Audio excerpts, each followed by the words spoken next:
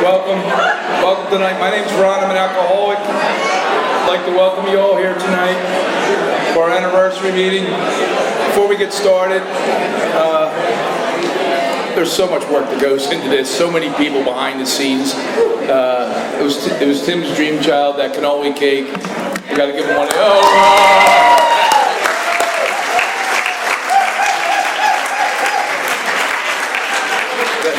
Mrs. K slopped together 5 trays of baked ziti. We'll give her one too. Sanjay does all the logistics. There's so much. And Scott handled everything, all the transportation for Pete and Marion made this all happen tonight. And I just want to thank Pete for coming out, and Marion, great job today. We appreciate you guys. We appreciate everybody coming here. I want to thank Sue again, Sue L. Fantastic job, Sue. Tim's going to get this going. Enjoy. Thank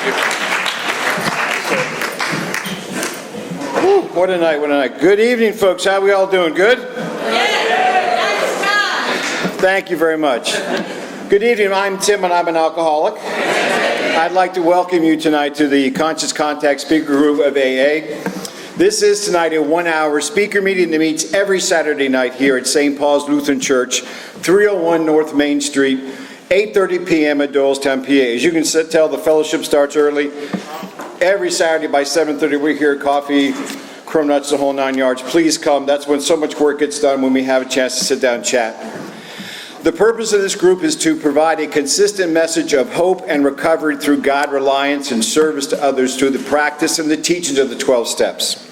We do record all of our speakers so that others may benefit from their message of recovery.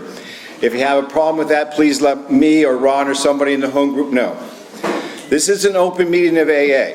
The group would like to welcome all of our newcomers, anyone who is here for the first time. If you are new or you're here for the first time, please raise your hand.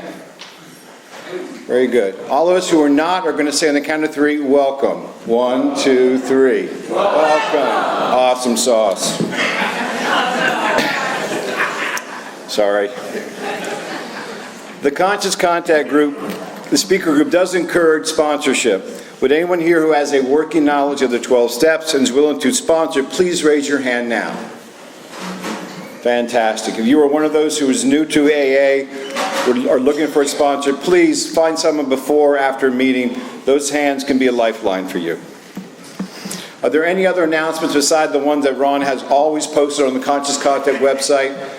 Tons of information on that website, but if you have anything you'd like to publicly announce now for the good of AA, we will acknowledge you now.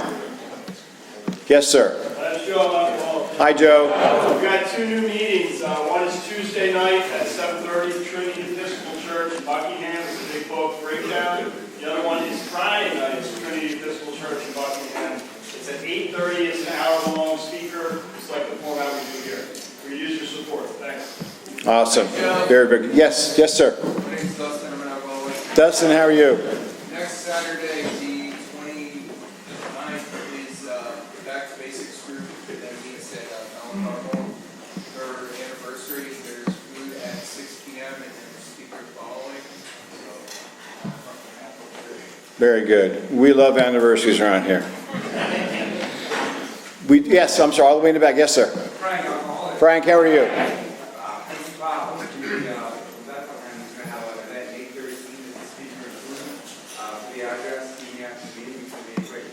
Very good, very good. Anyone who would like some further information, see him after the meeting, okay?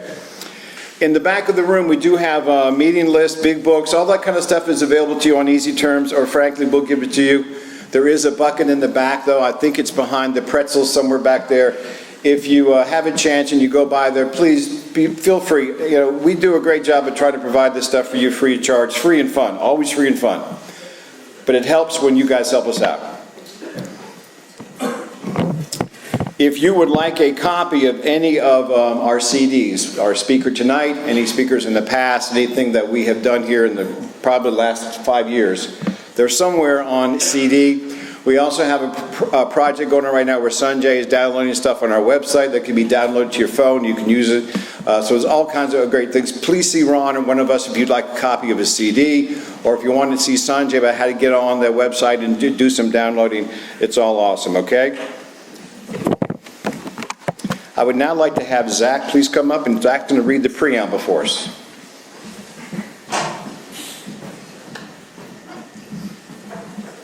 Good evening, everyone. My name's Zach, and I'm an alcoholic. Alcoholics Anonymous is a fellowship of men and women who share their experience, strength, and hope with each other that they may solve their common problem and help others recover from alcoholism.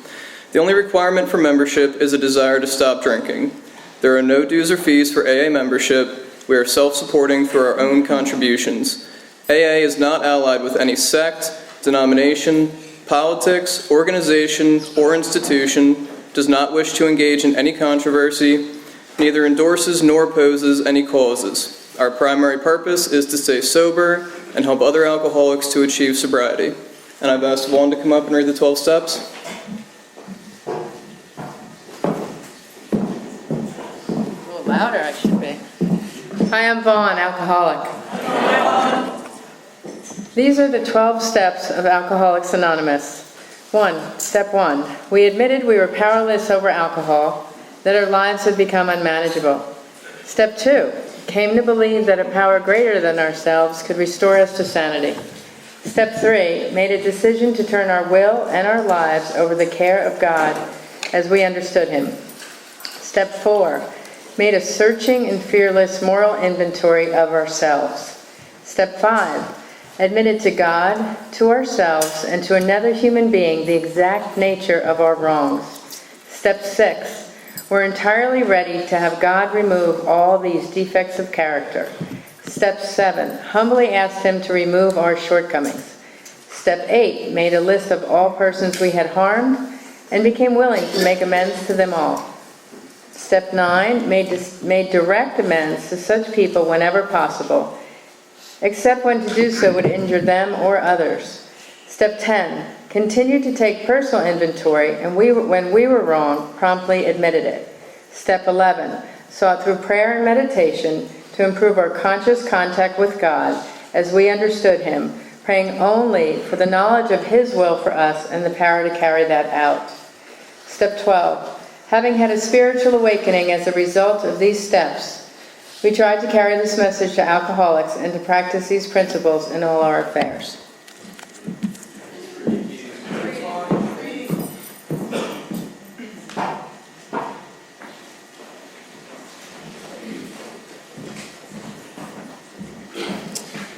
My friends, we do have a 7th tradition around here. It doesn't say make it rain, but I'm going to ask you to do so. We're going to, just so you know that every AA group ought to be fully self-supporting, declining outside contributions. At this time, we're going to pass the basket around. As you do know, we have no dues, no fees. We do have expenses, and we get a kick out of doing all this. I mean, honestly, we get a kick out of the food. You know, the cannoli cake for our anniversary. These things are just a lot of fun for us to do, and we always appreciate the help you give us. This home group takes a great deal of pride in making it fun and free. While that's happening, I'm going to ask you to pull out your cell phones and turn them off. Please put them on mute. Just please make sure that they are turned off. It can be a terrible distraction in the middle of our speaker that, you know, we hear some ringtone to a lollipop, you know, some kind of a whatever. You figure out the song. It can be a problem. Also, I'd like to remind you about smoking. I just went out to my truck and there was a cigarette sitting in the middle of the street. Guys, please, we love to be able to use this venue.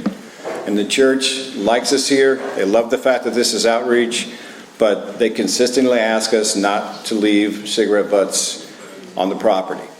You guys know this is not new. Please go across the street, over to 7-Eleven, up to the courthouse, wherever you got to go.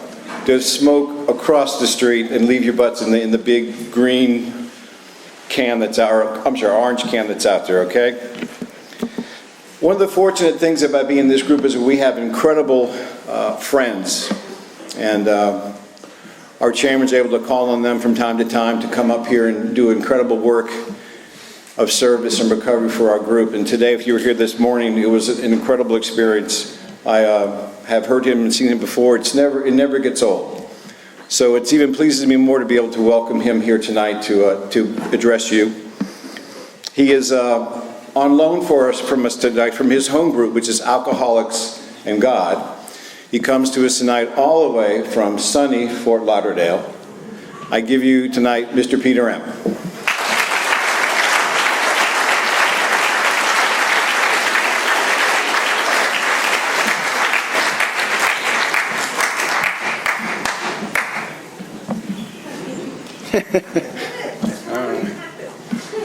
It's good. My name is Pete. I'm a recovered alcoholic. Grateful to be alive and sober and part of a sacred place called Alcoholics Anonymous. And thank Ron and the committee who put this thing together to have Marion and I up here and share this afternoon a little workshop we did and invited back again, and Scott for being so kind and taking us around. So I'm grateful to be here tonight to share with you, hopefully my story. I get excited about events like this because we get to share not only a common problem, we get to share the common solution, the way out of this thing which has haunted for many of us for so long, including the loved ones, our families who suffer from alcoholism, whether they're alcoholic or not. And we have this way out. And what we get to do is shout from the rooftops the solution, shout from the rooftops this power called God, because that's what this whole movement has been about. And we get to do many things because of Alcoholics Anonymous. We get to be self-supporting through our own contributions. We get to have families. We get to have friendships. We get to have integrity and some humility. We get to do great things. And the spiritual walk makes no sense to a thinking mind, because some of us have really hit the depths of despair while we were out there. We fell short many, many times and did things that can make us kind of squirrely when we think about it. But yet, because of this power called God and what we get to experience in the sacred rooms of Alcoholics Anonymous, we kind of transcend all of that and able to do fantastic things with our life, do great things with our life. Whether we go back into our homes or our communities or run companies, whatever it might be. And the huge shift for folks like us is, or for me, as someone who despised God and now loves his God and tries to do what he sees fit. So it's a great experience to be a part of a sacred place called Alcoholics Anonymous. June 23rd, 1988 was my separation from alcohol. I'm a recovered alcoholic, and I say that because I am. And anything less than that would be falsely humble. Not cured, not better than, but just recovered from a seemingly hopeless state of mind and body. The thing that drove me in here, the obsession in the mind, the phenomenon called craving that I could not get away from no matter how much I wished it or tried, even with a powerful desire, it owned me. And it owned me because my mind owned me.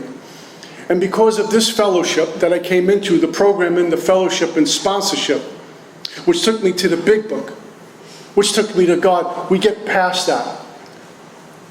Not cured, but recovered. And I don't want to be special AA or better than. It's just my truth. But I'm really clear on something. The way we get and the way I get recovered, I can get unrecovered just as quickly if I don't continue to chop wood and carry water and work with the spiritual disciplines in steps 10 and 11 and submit to my God and submit or surrender to this process and be accountable to a sponsor and have a life of service. And if you know me, my whole life is one of service. It's what I do. For Alcoholics Anonymous, for God. Even what I do professionally, I get paid for that. But the spirit of what I do is giving what I have to others.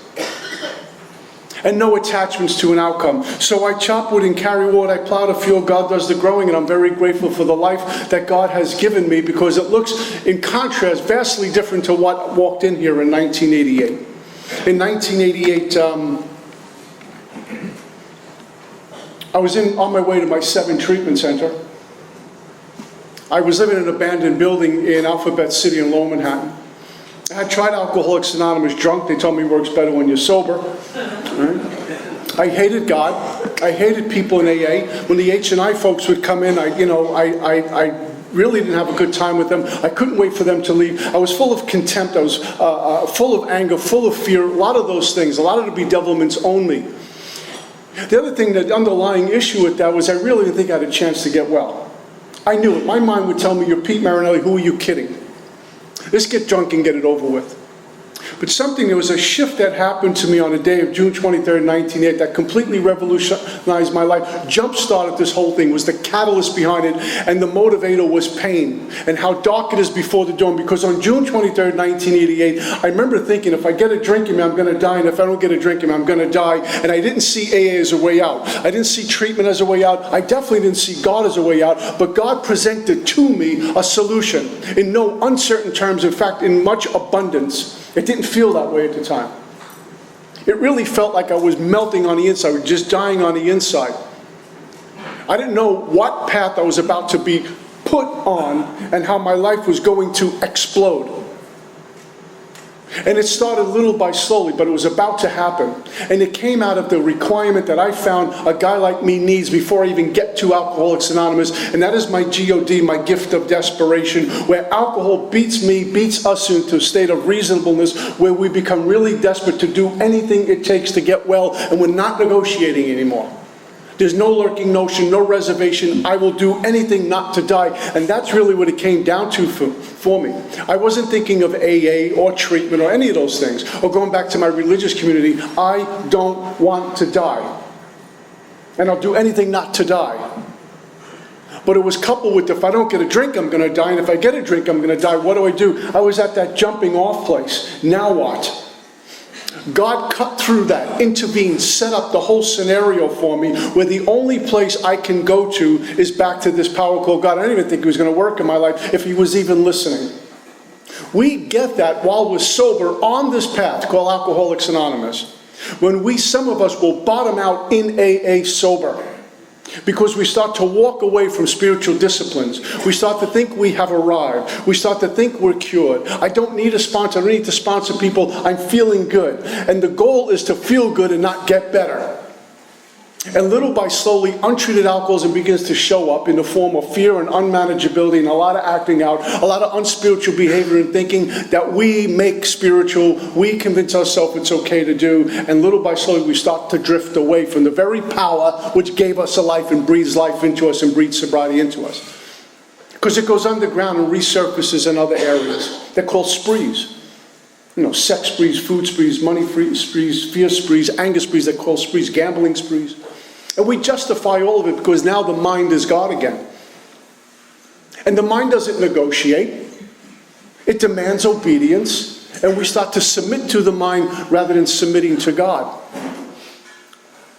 And on June 23rd, 1988, I was completely out of my mind for a brief moment. Completely out of my mind. And what I'm happy to report to you, currently, for all of us, if we're going to experience God, we need to be out of our mind, detached from the mind, because if I'm in my mind, I can't hear God. If I'm in my mind, the God I'm listening to is me. And I believe it's God. And I pay for this in all sorts of absurd actions and ideas because I think God was talking to me, but it was really me. And so when we're completely null and void of thinking, it's when suddenly we hear this other voice. And that is done for us in an act of mercy by God. It's called the grace of God. And because of Alcoholics Anonymous, I get to experience that power which gives me grace. But on June 23rd, 1988, I was laying in the back of a hallway. I got up off the floor to go out and hustle up money to get a drink in me because I needed to drink now. Because if I didn't drink, I was going to get really ill. And I could feel it coming on, waking up that way, the dry heaves, all of it. I got up the floor and collapsed back on the floor, and here came the tears. And it was as if I was having a nervous breakdown. I felt like I was dying. And God rescued me from that, lifted me past that. With the very same power I despised and loathed, I turned back to and begged for mercy. Take me from this, I don't want to die, was my plea to God. Not take me to AA, not get her back, not get my job back, not make me a good citizen. I don't want to die. That was the plea. And it's probably as honest as I'll ever be in my entire life. There were no bargaining chips left. There was nothing. It was me at the edge of a cliff. I'm not jumping. I can't do it anymore.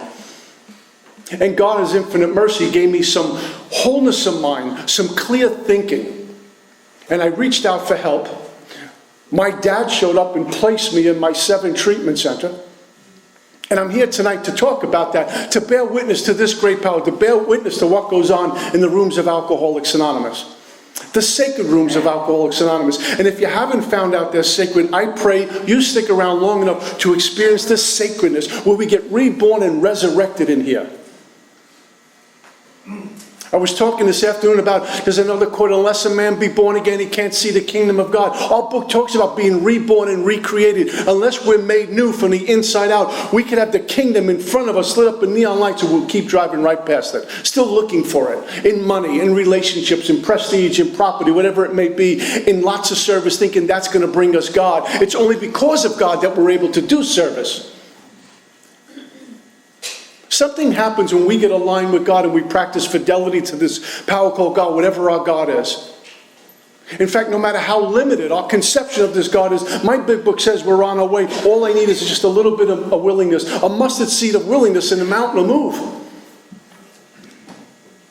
I think I can show up with that if I have a first step in here where I know if I drink, I'm going to die. And I'm going to drink based on my first step. I'm doomed to drink. I'm a real alcoholic. I'm the guy on page 21. Good, bad, indifferent, I will drink. The time and place will come where I will drink unless I have the thing to combat that and get me recovered as God. That's what AA is about. For me, it's been my personal experience. My whole lineage talks about this. It is about driving a drunk back to a God of their understanding and nothing less than that great fact. That's how I have relationships. That's how I go to work. That's how I even get out of bed in the morning. Is because of a God-guided life rather than a mind-dominated life. And on June 23rd, 1988, God spoke through a very thick, high brick wall that I've been trying to knock down and get over and get around for so long. When I finally surrendered, I was forced into a place of surrender, dropping to my knees, begging for help. Suddenly, God spoke through the brick wall and gave me some clarity and some directions to follow. And only in desperation did I follow. I'm not that bright. I'm not that insightful. I'm not that spiritual. It was truly through desperation that I listened. I didn't even know what I was in for and followed directions. And I got into my 7 treatment center. And as I said a moment ago, I'm here tonight to bear witness to that. Where the dying come in here and begin to live again. Where the deaf can hear and the blind can see. It makes no sense. The whole thing we do in AA makes absolutely no sense to a thinking mind. A logical mind says this is impossible. That a wretch like me can do what I'm able to do today. And what I'm able to do today is eat 3 times a day and shower a couple of times and put on clean clothes. To me, that's a huge miracle. Have a job and actually go to work 5 days a week and report to work. And give an honest day's labor.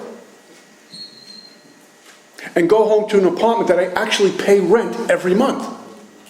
Not dodge the landlord for months at a time, and when he catches you, I curse him out. Indeed, the miraculous. And obviously God has allowed me to do more, gives me favor with certain things in my life.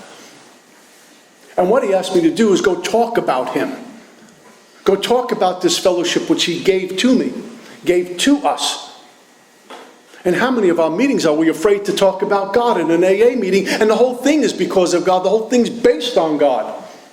And nothing less than that. We were afraid to talk about God and shout God from the rooftop. Talk about this big book, how it takes us to God. Talk about our sponsorship and the sacredness of that. How one drunk will listen to another drunk and not charge $150 an hour to do it. We do it for fun and for free.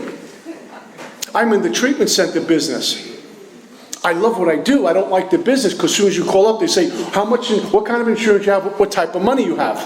First question they ask you. I don't have insurance, I have no money. Click. But you call up a drunk, you tell them in trouble, they come get you. And they walk you through the dark nights. And sometimes when we got to scream and cry through the night, a drunk, all they have to do is sometimes just hold on to you.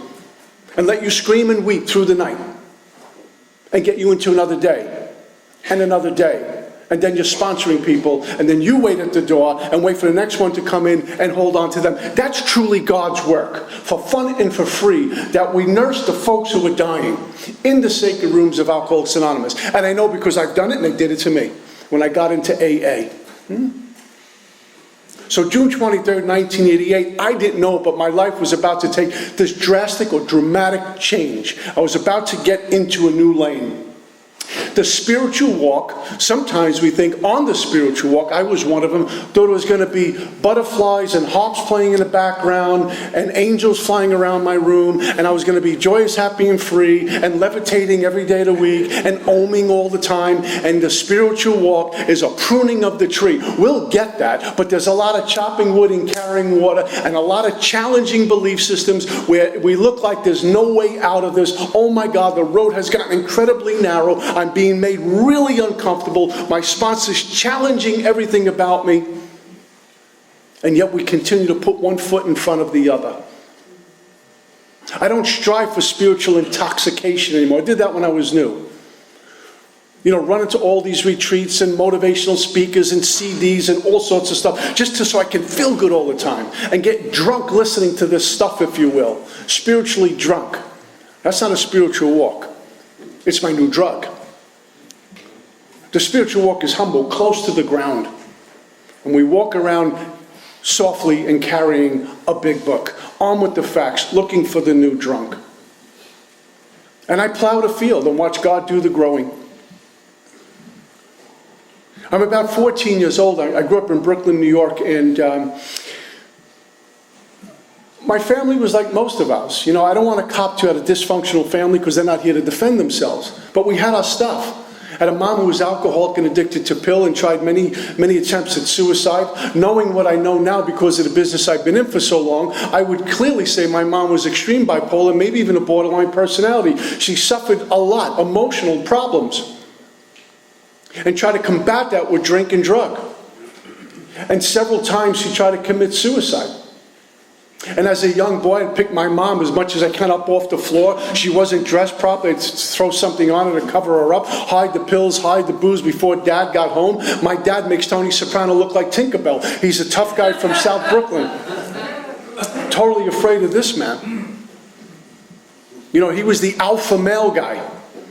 There wasn't times for hugs and fireside talks. It was like, what happened today? Give me facts. Here's money. Go fix it. Any problems, throw punches, ask questions later. This is how he was brought up, and he expected me to do the same. I was into like music and the hippies. I wanted to be a musician. I wanted to play for the Rolling Stones. I love Eric Clapton. I don't want to beat people up. I just want to, hey man, what's happening? I wanted to be a musician. I wanted my hair long. I loved the hippies. My dad thought medication was in store for me. He doesn't come from that. So he and I had this huge problem. We walked to 2 different beats. We didn't even get along.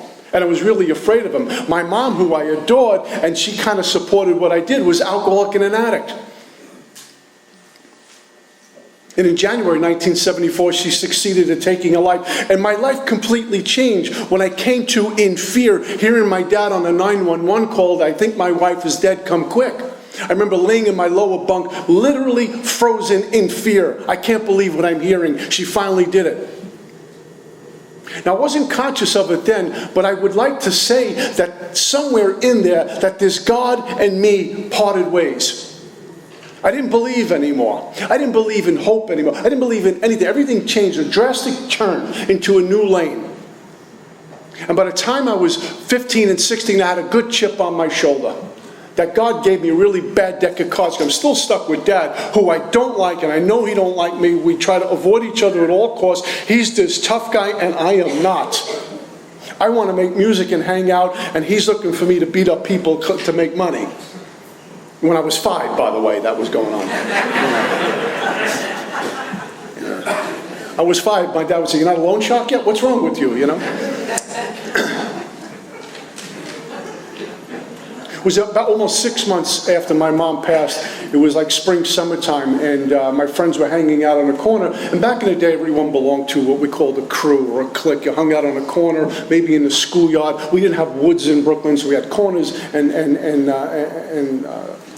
schoolyards. And my friends were drinking Colt 45 beer, and they were drinking and joyous, happy, and free. I wanted what they had to offer. There were girls on the corner. I wanted what they had to offer, but I was afraid to talk to them. I was just afraid, driven by 100 forms of fear. And this one night, I put my hand in there and I drank some beer.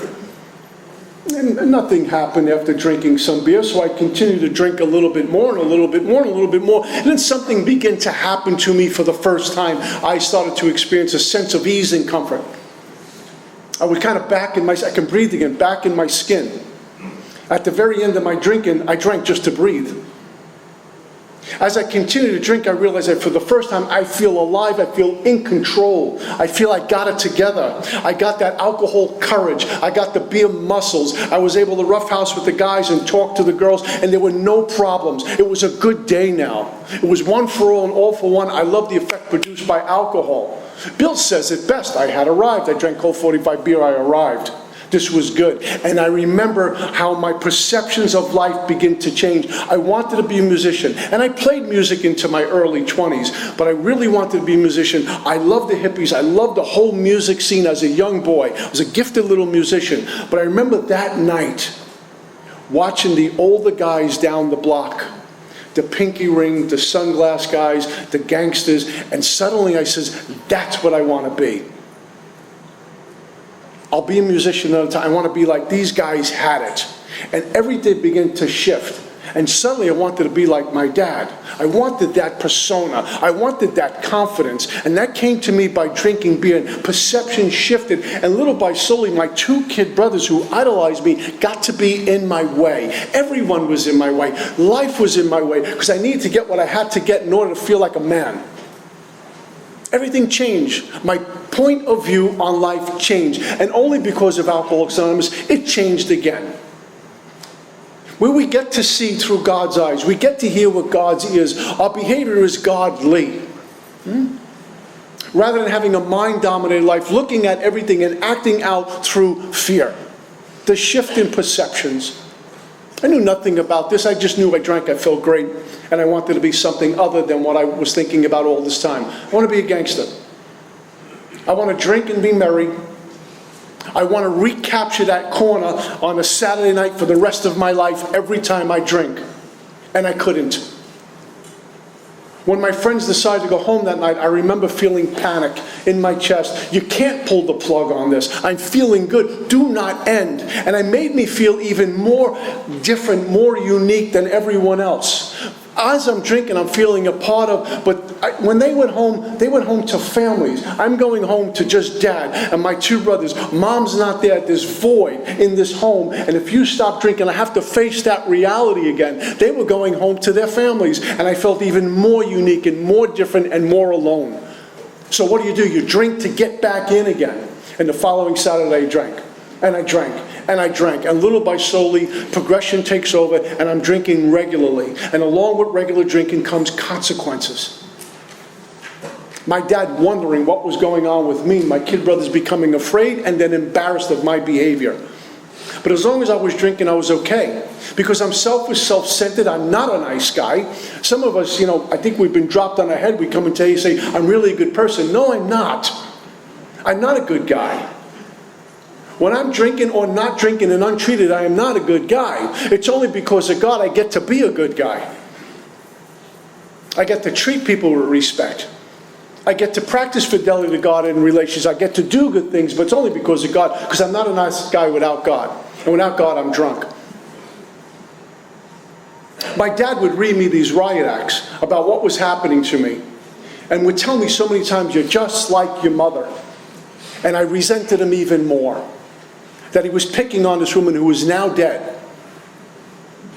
And looked at her as weak and cowardly, and he was telling me as a young man, I'm just like her. So I was growing up with vengeance in my heart, with hate in my heart. And I thought that was a good thing. That made me more of a man, and yet it was killing me. It was blocking me from any kind of transformation in my life.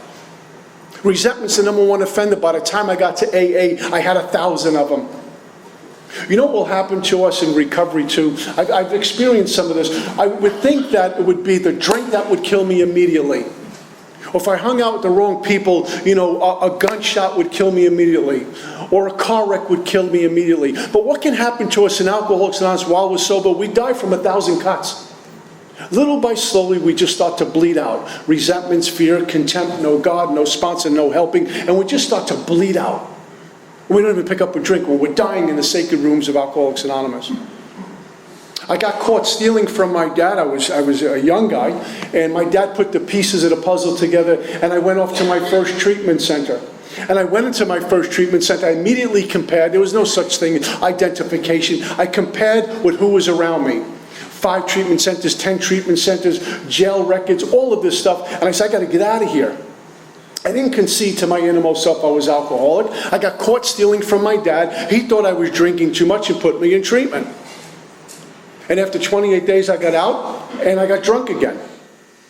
I remember right before this treatment center, I was sitting in the car with this young lady I met the night before, so like I'm thinking I'm in love and we're going to have this long life together, and planning the names of my children and with her. And I'm sitting in the car, and in Brooklyn you got this, you drive, you kind of like lean over like this, you know, like you got it all together. And I'm playing this role like I'm like Snoop Dogg and John Gotti rolled into one. You got to see this. And I'm just like, look at me. You realize how blessed you ought to be with me. I'm a man's man. Then my dad rolled up, because I was stealing from him. And he rolled up and jumped out of the car. He threw the cigarette down, and this eyebrow goes up, which means you're in serious trouble. And he walked across the street, and he's screaming my name, and I handled it like any man would. And I says, honey, that's my dad. You talk to him. I got to get out of here. And I start to run away. And then my dad caught me, and the very first thing I did, because I was so honorable, I says, it's her fault. I blamed her, the guys on the corner, and then I began to cry. Mom killed herself. And my dad says, I understand, but you're going to treatment. I didn't know what treatment was. You're going to a place in Amityville, Long Island. I don't even know what Amityville is, other than Amityville Horror. That's what I do now. And I never forget, as we were driving up to this hospital in Amityville, Long Island, I remember I got this cold feeling down my stomach. It's the same hospital we brought my mom to 1 billion times. What a rude awakening this is. I'm picking up where she left off. That was not a good feeling. 28 days later, they discharged me. I didn't concede out to my innermost self I'm alcoholic. I had that woman in the car meet me at the door with the pint. I met her, cracked the seal, inquired about AA on the Lower East Side of Manhattan on St. Mark's Place, and that was the end of AA. There was no AA. There was no conceding. There was no coming to you, because I didn't think I had a problem, so why should I even consider a solution? And I was right back to the same vicious cycle. My big book tells me years of living with an alcoholic will make any child or wife neurotic. The whole family has become ill. By the time God gets me sober in 1988, my family was suffering from alcoholism. I don't drink and go to meetings for several reasons. First, if I had the power to not drink, why would I have to come to a meeting? I don't have that kind of power. And what does it include in that statement about bringing back this precious gift of sobriety and take it into my homes, occupations, and affairs, and making amends for the people who are caught in my drive-by? It's a selfish statement. It's an untrue statement for a guy like me. Because my family was dying of alcoholism. You know, when the phone would ring late at night and I wasn't home, this is the call. When the fire truck would go down a block, or the ambulance or the police car with the siren going, that's got to be for him. And they walked on eggshells every single day, and I could not see that. Because I was so self-absorbed and driven by the stinking mind, the predator, that would not allow me for a moment the truth. That's not its job. Its job is to edge God out and keep me sick, drunk or sober. And anytime I get into, I'll figure it out, that self-reliance, it's a lie. I can't do that. Anytime I get into managing my life sober, I'm in trouble. Anytime I try to put my hands on something, I'm in trouble, because it's self-reliance. Everything must go to God. Everything must be submitted to God. And I wait. Or my sponsor directs me. I'm out of the managing business. I blow it every time. My experience proves that. I made my second treatment center. I made my third treatment center. Somewhere, and I got a job as a dock worker, a longshoreman in South Brooklyn. It's an interesting occupation at the time, because guys are fed up with the day at sunrise. It's 6 a.m. and they're already pissed off. And I go to work for them. And I quickly learned how to hustle money and steal to get money for drinking. It was a job back in the day that was one of the most powerful unions in the nation. It was a job that was impossible to get fired from. You cannot get fired from this job. If you got fired, there'd be a wildcat strike from East Coast to West Coast. Work would stop. because one of the brothers got fired. So you couldn't get fired. The steamship companies wouldn't fire anyone because they didn't wanted the work to continue. Couldn't get fired from this job. I got fired from that job. And there was no wildcat strike. They threw a party. They were fed up. My dad says, you're fired. Don't come back anymore. I was stealing and borrowing money from people I shouldn't be in the same neighborhood with. Dropping names like crazy. I got away with a lot of it because of my dad. And then it hit the fan one day, and he says, don't come back to work. You're an embarrassment. And I hated him. I eventually got into my 5th treatment center. And I went into my 5th treatment center, addicted to non-conference approved dry goods along with alcohol and pills. I had marks all over my body, abscesses in my arms, urinating blood, about 130 pounds. I'm about 190 and change now. So I'm 60 pounds, about less than I weigh now. The black eyes, the whole look.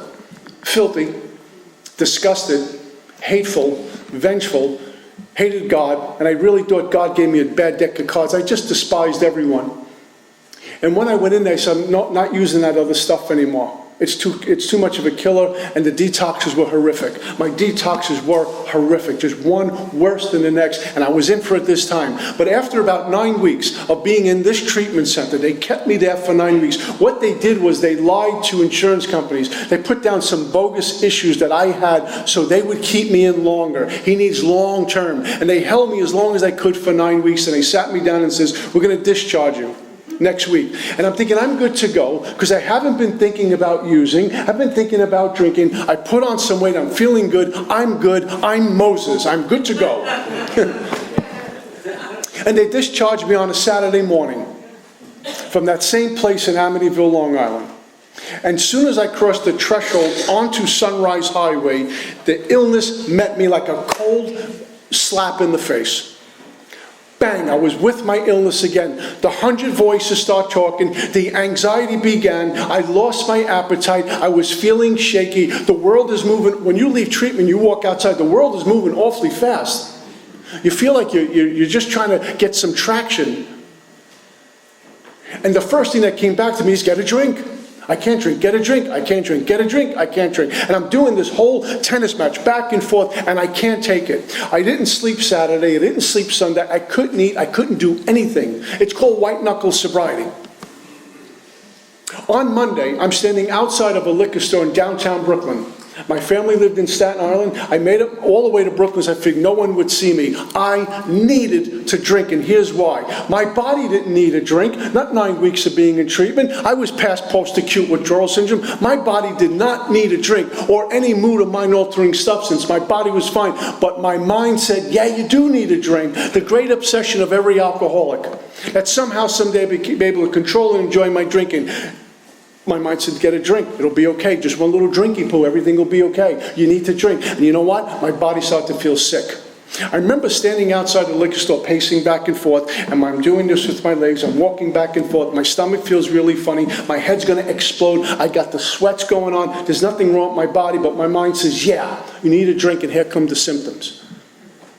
For some of my friends who did cocaine, did you ever notice right after you cop cocaine, you got to use the restroom really quick?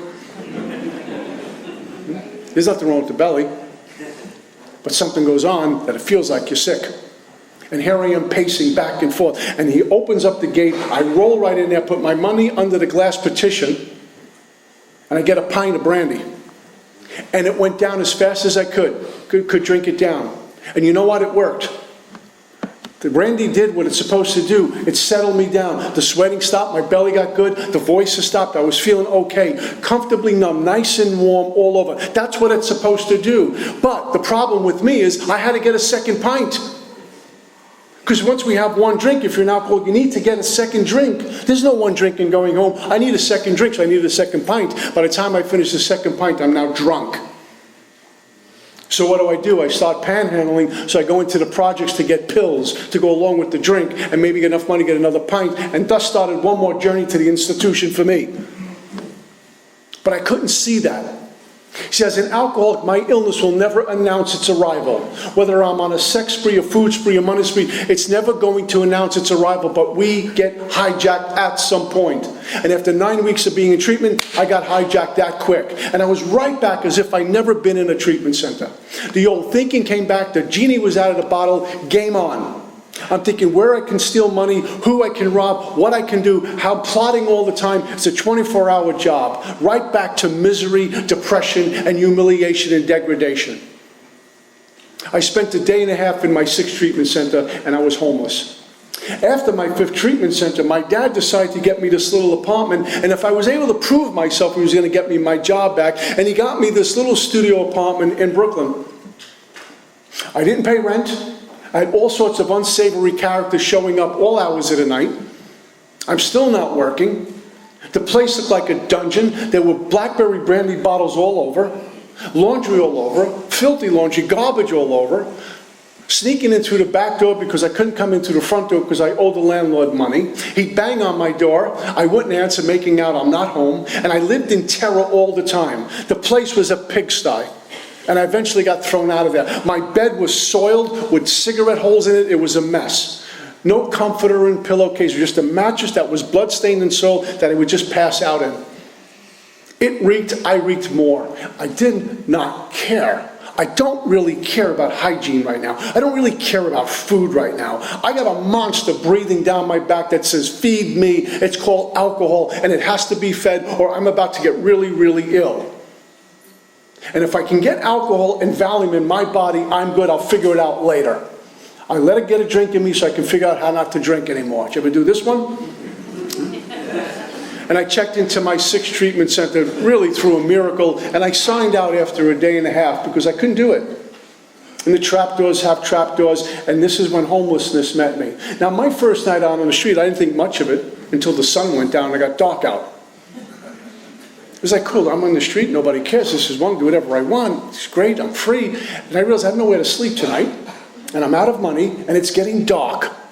I'm in lower Manhattan. How do you do this? I'm walking around with impending doom, I'm weak, I'm frail, a 4-year-old can knock me on my butt, I don't know what to do. Where do I get liquor? What do I do? When a book says we know loneliness such as few do, I know what they're talking about. And by accident, I found an abandoned building on the Lower East Side, and the back of abandoned building. I loved abandoned buildings because the cops rarely rolled through there unless there was something really bad happening. They never even went in. Even the drug dealers didn't go in there too often. In the back of this filthy hallway, I found my residency, my new residency, behind an old metal radiator. I was wearing construction boots. The right boot had no front. I had these blood-stained soiled pants. I remember I had a turtleneck and a short jacket. It's spring, summer, and I'm sweating and cold at the same time. I'm not eating, I'm not hydrating myself, I'm drinking, I'm living just to drink, and if I can get enough money to get pills, that's all I do and pass out. I come out and hustle money, drink, and do the same thing over and over again. I landed in some flea bag motel in Staten Island, New York, somewhere in this journey. And I'm laying in this bed in this flea bag motel, and there was a young lady who allowed me to stay with her, and she was a barmaid downstairs at the nightclub, and there was this motel upstairs. And I remember when she came in one night and crashed out, I went into her pocketbook to steal her money. She would make some good money tending bar. I figured I'd take her money, I'd have enough to run for a day or two, and I'd be okay. What I discovered in her pocketbook was a bunch of pills. They were Valium, and I thought I hit Powerball with this one. This is great. And I ate the pills. I washed them down, and I remember getting back into bed, and my thinking at the time was, it's over. I'm going to go to sleep and not wake up. It's over. Done. That was my way out of this. Prior to this event, I thought suicide was a gender issue. Women suffered from suicidal ideation. Women committed suicide, not men, because those were the belief systems I grew up with. Mom committed suicide. And the elders would tell me, Mom was a woman, Mom was weak, the Marinelli men don't do that, we need to take care of our women. So I didn't think men committed suicide or even thought about it. And as I'm starting to drift off after eating all of these pills, trying to kill myself, I had this moment of clarity. This has nothing to do with gender. This is alcoholism. This is what people in AA would shout about. This is what the therapist in treatment would tell me, that the time and place would come where if I can't get drunk, I'm going to look to kill myself. And that's what I was trying to do. And God interrupted my death because he had a greater plan for me to do. A different plan for me to fulfill. And kept interrupting my death. So here I am in this hallway. I used to run through the streets. Lost contact with my family. I remember being outside the Port Authority one particular day, and I'm struck with me. In the raw, if you will, of my condition. I reek, I'm filthy, I'm dying of alcoholism, and you, God, did this to me, and I screamed every four-letter curse word I could at God for doing this to me. You took my mom, you gave me this gangster that I call a dad who's coming, baffling, and powerful. We have no relationship. My brothers hate me. I have no relationship in my life. I'm a drunken bum, and I'm like 27. And God got all of it. How dark it is before the dawn. See, what we can get while we're sober is that we think things that feel painful are bad for us, that God's sending me or us the trials of Job because we really deserve it. And sometimes on this journey of recovery, we will be asked to do things. God will send us out on a journey. The sponsor will have us do things that feel painful. The relationship will be removed for us. It feels painful. We think it's bad. The job will be removed, the money will be taken from us, and it feels painful, therefore we think it's bad. And all God is doing is pruning the tree so we can bear good fruit, so others can eat from that vine. Because the reason why God got a guy like me sober, to be a maximum service to him, not to drive around in a fancy car and have some reputation in AA, good or bad. It's to purely serve him. So anything that gets in the way, he will remove. For the good of me and the good of others. If we have children and they're walking around with a sharp object, little ones, the first thing a loving parent does is take the sharp object away, because God forbid if they fall and hurt themselves. The kids think you're taking a toy away from them. They don't like that. I'm that way with God. God says, this is not good for you, I'm taking it. I say, I hate you. Stomp my feet and go into the next room. And then I get on the other side, or I start to grow up a little bit more spiritually, and I say, thank God, God took that from me. The process of recovery is removal, and very often the way God loves us is by removal. It's his way of giving, to keep me out of my own way, to keep me out of harm's way. By the time June of '88, God removed everything from me. There was no relationship, there was no money, I was in an abandoned building, homeless. I had no family. I mean, I had a family, but there was no contact with the family. I didn't have a God in my life. I had no big book. I had no AA. I didn't believe in AA. I didn't believe in my church. I didn't believe in anything. Except one thing, a whiskey bottle I drink and I get drunk, it works. By the time 1988 showed up, did you ever have this where the liquor's not working anymore? It's just settling the stomach. It's just you'll be able to function a little bit. Function drunk, but you're not doing this. It's not working. I'm not getting to paradise off this drink anymore. I'm drinking just to breathe. I'm drinking just to exist. So it's not even working, and no matter how many pills I put in me, how much drink went in me, I couldn't get there anymore. The only thing that worked for so long was no longer working. I was really at the bitter end. And God kept pushing me to the edge to get my attention. And that happened on June 23rd, 1988. A day later, a day shy, you probably have a different speaker here tonight. Everything's perfect in God's world. What I need to know is God doesn't think like me. But I get to transcend my own thinking. We get to transcend earthly things and live in a godly world, in a spirit place. How often do we wake up I was saying this afternoon, wake up at 7 a.m. and maybe go to bed at around 10. And we have 15 hours of, moving around. And during those 15 hours, we spend maybe 5 minutes in the morning and 5 minutes at night with God. The rest is all self-reliance. We get up off our knees and we take over. We go to work and we take over. We're in relationships and we take over. And it's all fear-based and insecure. And we're wondering why I'm not right. God forbid I should spend maybe a half hour in the morning with God, an hour with morning with God, or go through the day and have constant contact with God. and seek God for everything, including the clothes I'm going to wear and the food I'm going to eat. God, what do I do? God, what do I do? Turn in order to go out. Many of us are just walking around in self-reliance. We have an AA meeting, and sometimes our AA meetings, we have 300 self-reliance people sitting there just giving lip service to God. Because as soon as we get out on the highway, someone cuts us off, we're plotting their death. We're sitting in a meeting and figuring out how we're going to get better. How am I going to get spiritual? I need to get spiritual. How can I get that which is never lost? All I need to do is unhook from my thinking mind all the manifestations of self and just go home, go in. What the 12 steps do is just cut away everything, and we find God was there all the time. Just blocked by me and my own bondage of self, my own obstacles that I create. Give me drama, I'll take 3 for $1. You notice how we're attached to drama? If it's just really good, we're quiet, really nice, everything's good. And the mind will say, yeah, but remember that, and we're in again.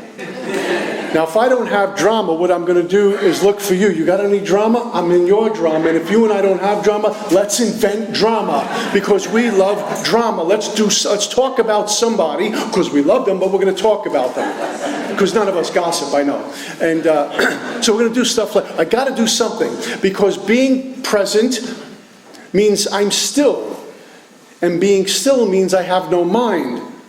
That kind of feeling is so foreign and so uncomfortable, I jump right back into the tornado again.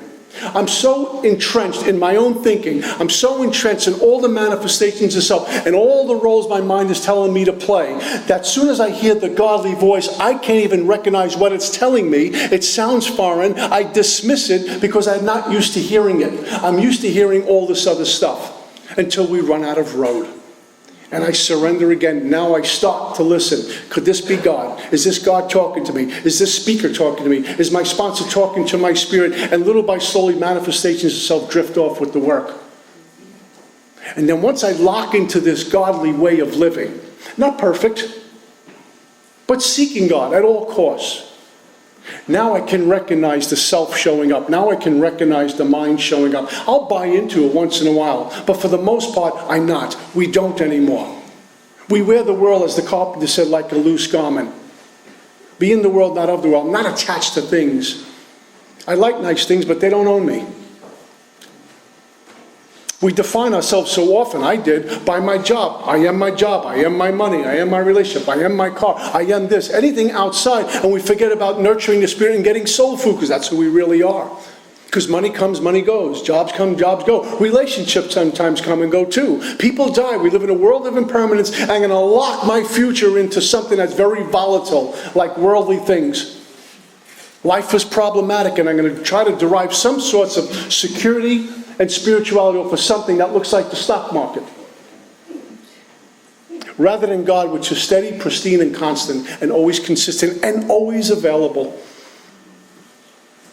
So I got into this 7 treatment center, and about 10 days I'm laying in there, and I almost walked out, because I needed to drink again. The hideous 4 horsemen, putting it mildly. Here I am detoxing again. I'm a coward, I can't do this. That remorse and guilt is on you when you start to sober up. It's like, oh my God, I can't believe it. And this is the first time I had sobering up, I thought of my family. Oh my God, what did I do to them? Let me just die or get drunk, either one right now. And I was about to walk out, and they sent me off to Minnesota. And while I was out in Minnesota for 6 weeks of treatment, it became almost a year's stay out there. And something happened to me. I started to hear this message from this book by speakers who were living this way of life, men and women, and I was suddenly attracted to spiritual men. I was kind of not attracted to those gangster type of people anymore. They turned my stomach. I didn't want to be around that. I was attracted to spiritual men. I was attracted to men who got to the podium and talked about God and wept. Women had grace and dignity, not the type of female I was used to hanging around with. Everything changed. My point of view was being forced upon me to be changed. And I wanted what they had to offer, but how do you get there? And what these men and women do is invite me into their life. Regardless of how I sounded and what I looked like, they said, come with us, you're home. And after about a year, I was brought back home to Brooklyn. I found my first teacher, and we began a journey through the big book, Alcoholics Anonymous. And another huge, spectacular upheaval.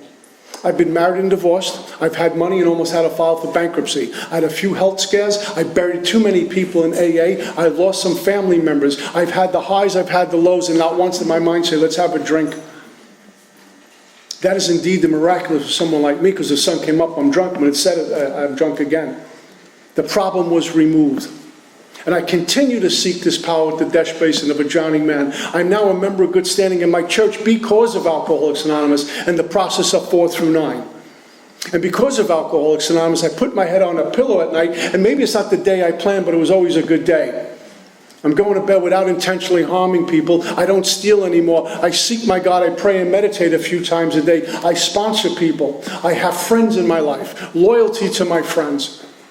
And they accept me with my failings, and I accept them with their failings. This is the walk with God, the walk with the Lord. What a great walk compared to having a bottle attached to me. And when I go into prayer, I don't go in to recharge my batteries anymore. I used to think go into prayer and recharge my batteries. What self-centered, selfish behavior is that? I'm going to prayer so God feed me. I go into prayer to serve Him. I pray to God and ask Him, what do I do? If I'm not talking surrender, I'm not talking to God. How can I meet God if I'm playing God? How can I serve God if I am God? So little by slowly, I chop wood and carry water. And one of the great things, many great things have happened to me is through the practice of meditation. God has answered riddles in my life, and I come away with knowing that I'm known by my Creator. So I continue to worship this power and shout it from the rooftops, regardless of who gets annoyed by it. I hope you're not annoyed when we come to AA and we hear about God. It is the solution out of here. A lot of people try to dance around that, but at the end of the day, we have to come face to face with this power called God. And we go into prayer not to recharge our batteries, but unhook the shackles around my wrist that I put on in the first place. And transcend all of this, but yet have the feet firmly planted on the ground. And I get to sit in silence so I can hear, and darkness to see. And I get up off the mat, and on most days I'm walking with God. Okay. And I'm able to see your spirit, which convinces me there is a God. When you give me unconditional love, it convinces me that there is a God. And when I give you unconditional love, it convinces you there is a God. With no conditions on it, you don't have to do anything. It's just for fun and for free. When my family loves me with all my shortcomings, and I love them back with all their shortcomings, we both speak to each other about the power of God, indeed the miraculous. So I hope to always give this message away with the same love and gratitude that is given to me with. I hope to continue to starve this ego and feed the spirit and get my soul food. And continue to seek God with the desperation of a drowning man and be of maximum service to others. This is my life, my AA. It is my life. I don't have a life without it. My life is none of my business. I don't have a life. Because of AA, I do have a life. My recovery is not even for me anymore. God gives me recovery, but it's to go bear witness to others, and somehow He feeds me. The more service I do, the fuller my belly is. If you want to have an empty belly, serve no one. If you want to be void of spirit, be self-centered and serve no one. Get yours and go home. But if you want to feel full spiritually, give the whole thing away. Life of a servant. My God was the greatest servant ever to hit the planet. Change the planet. I can do what He's done. We can do what He's done. And simply by helping a drunk or the homeless person on the street, what does it take to give them a buck or two and I have a $7 Starbucks in my hand? Maybe ask their name. What's your name? Give them a little dignity. Give them a little respect. How do I not know that's God sitting in that person right now? God's not a respecter of men. He's in all of us. So I chop wood and carry water. That's all I got, man. Peace.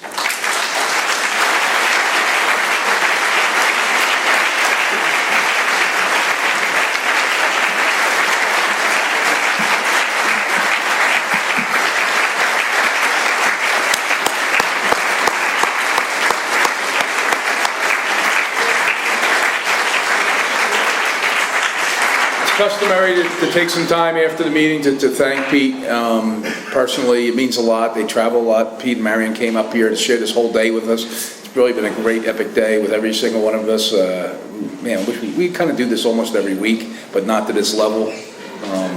How blessed. We're so lucky in Doylestown, man. Don't tell nobody about this. I always kid people, when I'm telling them about this meeting, I usually say, listen, we're the only meeting in all of Alcoholics Anonymous where we say, please don't come back, we need the seat.